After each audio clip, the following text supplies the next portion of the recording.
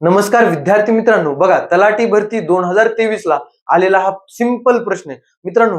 प्रश्न आधी बघायचा, निरीक्षण करायचं नेमकं काय दिले. एवढा गुणाकार तर कुणी करायला आपल्याला सांगणार नाही परीक्षेत. बघा नीट बघा, इथं काय आहे, प्लस आहे. प्लस मुळे काय होतात बघा, ही एक टर्म होते आणि ही एक टर्म होते, बरोबर का?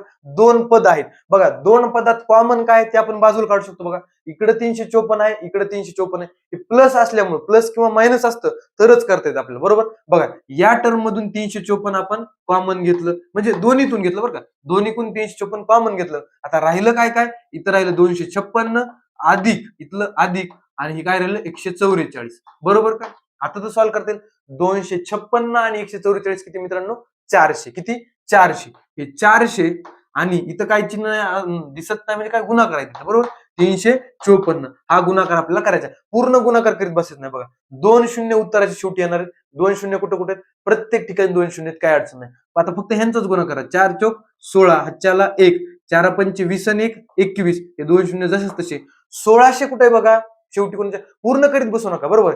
1600 कुणाच्या शेवटी आहे, 4च्या, म्हणजे ऑप्शन क्रमांक 4. गुणाकार केला तरी उत्तर हेच येणार आहे. धन्यवाद.